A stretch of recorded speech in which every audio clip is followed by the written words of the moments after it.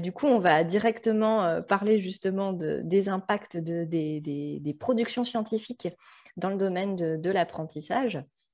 Et je vais me référer à une partie du domaine 2 du socle commun, où il y a un volet sur les méthodes et outils pour apprendre. Donc, c'est un volet qui a été proposé en 2016 par le ministère de l'Éducation nationale. Et il est question d'inviter les enseignants à développer le savoir-apprendre des élèves. Du coup, j'aimerais avoir ton point de vue sur qu'est-ce que ça sous-entend à la lumière des travaux scientifiques sur cette question. Et puis après, justement, pour le convertir avec des vrais outils sur le terrain, qu'est-ce qu'on peut proposer aux enseignants? Il y a plusieurs niveaux dans la question.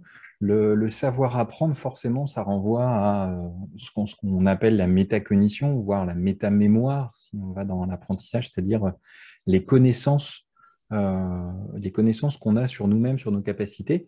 Et quand je parle de métacognition avec des collègues qui ne sont pas des cognitivistes ou des neuroscientifiques déjà dans le domaine, la définition, souvent, elle est connue. Le concept de métacognition, il est maintenant assez bien répandu, au moins dans les milieux pédagogiques, on va dire. Euh, Cette définition-là, de base de connaissance, elle est bien connue. La deuxième partie de la définition, qui est d'ajuster ses stratégies en fonction justement de ça, elle est souvent un petit peu moins connue. Et forcément, si on a pas ça en tête, ça a une visée un petit peu différente, des conséquences plutôt un petit peu différentes, parce qu'on se dit, s'il suffit juste d'expliquer les stratégies, comment ça marche, c'est autre chose que dire. Il faut expliquer, évidemment, connaître un petit peu et aussi mettre les mains dedans, parce qu'on peut avoir une idée très bonne et pas la mettre en action. Ce qui rejoint la question aussi de qu'est-ce qu'on fait pour ça, comment on peut le mettre en place, et c'est bien si on veut que ce soit dans des recherches ou dans des actions pédagogiques, développer des choses qui fonctionnent, c'est d'arriver avec les deux, d'arriver avec à la fois des connaissances générales pour mettre un cadre, pour améliorer la culture générale, pour ne serait-ce que aussi donner du sens à ce qu'on fait. Parce que si on donne juste la recette en disant il faut la suivre comme ça marche un peu moins bien. Là, on vient avec un peu le fonctionnement du four, les grands ingrédients, les grandes règles à respecter et de l'appliquer derrière. Si on a compris les grands principes, si on a appris à manier un petit peu les outils, forcément après, ça a plus de sens et aussi, c'est un petit peu plus simple et on peut nous-mêmes, après, développer d'autres choses. Donc, dans ce cadre-là, euh, pour refaire un lien avec, je parlais des neuromythes, par exemple, un des plus grands neuromythes, c'est un des plus répandus, c'est sur les styles d'apprentissage, où on nous dit on a des styles préférentiels pour apprendre. Par exemple, moi, je serais meilleur pour apprendre en modalité visuelle, toi, tu serais meilleur pour apprendre en modalité auditive, et qui souvent part d'une bonne intention d'ailleurs. C'est vraiment, on se dit, on veut adapter à chaque élève, etc. Et pendant des années, moi, je pensais que j'étais auditif. D'ailleurs, je dis visuel. Je pensais que j'étais auditif parce que j'écoutais les cours comme ça en me concentrant jusqu'à l'université, en fait. Et puis en apprenant des choses au fur et à mesure du parcours, je me suis dit que non, qu'il y avait quand même beaucoup de preuves scientifiques qui disaient que non. Et c'est très difficile de changer parce qu'on a 20, 25 ans de pratique. Alors, moi, c'est arrivé à un âge relativement jeune encore. Quelqu'un qui est en fin de carrière, qui arrive à 60 ans, ça veut dire qu'il y a 60 ans à changer, c'est encore plus difficile. Donc d'expliquer déjà ça, que c'est normal que le changement soit difficile, et puis, comment est-ce qu'on peut faire ce changement-là? Il faut des outils, il faut remplacer par autre chose. Et si on dit juste, voilà une méthode pour remplacer, le sens, il est difficile. Si on explique le fonctionnement de la mémoire avec plusieurs canaux qui arrivent, et plus on a de canaux, c'est-à-dire plus on a de voies pour arriver quelque part, comme à un endroit, plus on a de chemin pour y arriver, plus on a de chances d'avoir un chemin qui marche. Ce principe-là, il est relativement intuitif, il est plutôt bien compris, et ça veut dire qu'après, on va prendre plusieurs chemins, en fait et pas seulement celui qui est préférentiel. Mhm.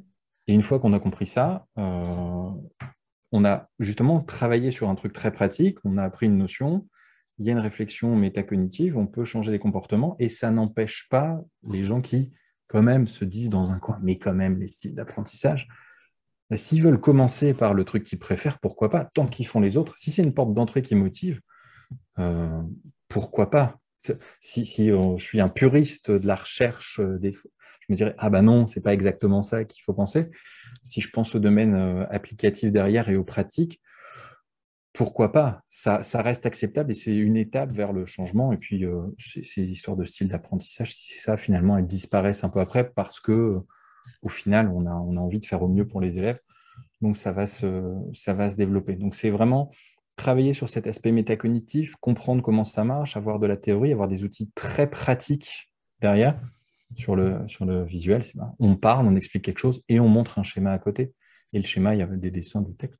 Il y a des choses très, très pratiques que beaucoup de gens font déjà sans le savoir. Ils font du double codage sans le savoir. Et ça permet d'accompagner ce changement-là après un petit peu plus tranquillement.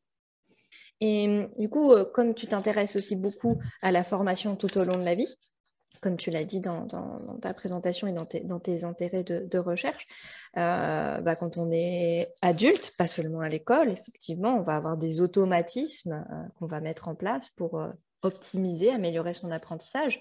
Pourquoi c'est important de savoir apprendre? Il y a plein de raisons de le faire pour apprendre des nouvelles choses, pour se former, même si on n'est plus à l'école. Enfin, il y a les gens qui reprennent des études, il y a plein de cas de figure, mais même si on n'est plus dans ce système, on veut quand même développer des compétences. On a envie d'apprendre une nouvelle langue pour aller voyager, pour discuter avec des amis qui parlent espagnol, arabe, japonais ou une autre langue qu'on n'a pas apprise à l'école, pour développer aussi des compétences même peut-être plus pratiques, de savoir changer une roue, de démonter un four, où chacun trouvera les exemples de ces dernières semaines à la maison, pour, si on est parent, d'accompagner ses enfants aussi, de les aider aussi évidemment.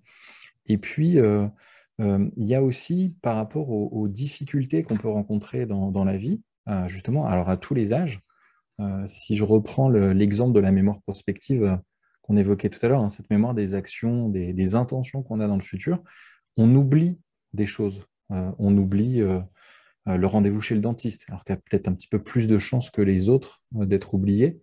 On peut oublier d'acheter quelque chose sur ce qu'on avait prévu de prendre. Il y a des techniques pour ça. Il y a, par exemple, la question de l'imagination. Si on s'imagine en train de faire quelque chose au moment où on le prépare, au moment où on le programme, là, on a plus de chances de s'en rappeler au bon moment, de faire la bonne action.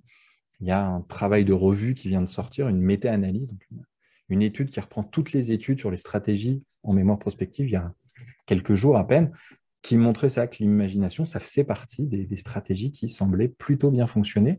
Puis une autre stratégie, et on voit bien qu'on peut l'appliquer à d'autres domaines, j'illustre avec la mémoire prospective, mais en général, pour se rappeler des choses, c'est aussi l'utilisation d'aides externes.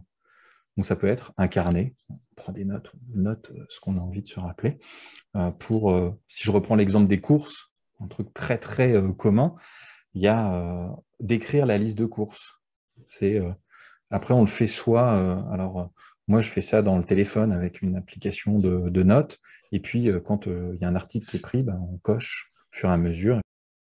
Après, dans ce qu'on peut faire, c'est expliciter ces stratégies-là, expliquer comment ça marche, pourquoi ça marche, et puis il n'y a pas juste la stratégie, encore une fois, il y a la mise en place. Si on prend l'agenda électronique, il y a des travaux qui se font dessus. Il ne s'agit pas juste d'expliquer le fonctionnement du smartphone ou d'expliquer la stratégie, c'est de mettre en place tout le déroulé, parce que si on a rendez-vous, je vais reprendre l'exemple du dentiste, à 16 heures, qui est à une demi-heure de route, si on a un rappel qui sonne à 16 heures, on va arriver trop tard chez le dentiste. Il faut qu'on se mette le rappel au moins à 15h30.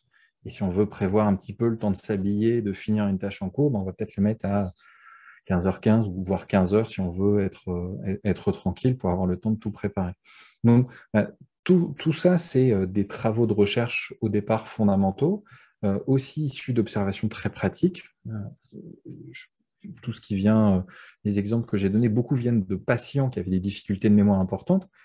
Et en fait, les outils qui ont été développés, on peut aussi les reprendre, les réadapter pour la population générale, on va dire, même si on n'a pas de pathologie qui amène à avoir des difficultés pour mémoriser, pour apprendre. Les stratégies pour apprendre, je parlais du double codage, par exemple, d'utiliser plusieurs modalités. Ça marche aussi, on veut retenir des choses. Ben, on le visualise, on l'entend, avec, comme ce que tu disais, on peut se dire, je préfère quelque chose. Et chacun ses préférences. Aujourd'hui, j'ai une chemise noire parce que je préférais ça. Demain, j'aurai un t-shirt blanc, peut-être parce que c'est ce que je préférais. Ça ne me fera pas apprendre mieux, mais c'est une préférence. Voilà. Tant que je sais que c'est une préférence qui n'a pas d'impact sur l'efficacité, c'est pas très grave. Et de faire ce qui marche le mieux derrière et de le répandre, pardon, au mieux pour l'utiliser au quotidien. Et une fois que c'est mis en place, c'est des petites choses qui deviennent des habitudes qui ont un coût tout à fait négligeable. Finalement, ce qui est très intéressant dans tous ces leviers, c'est la simplicité de ces méthodes. Et c'est l'aspect assez trivial finalement.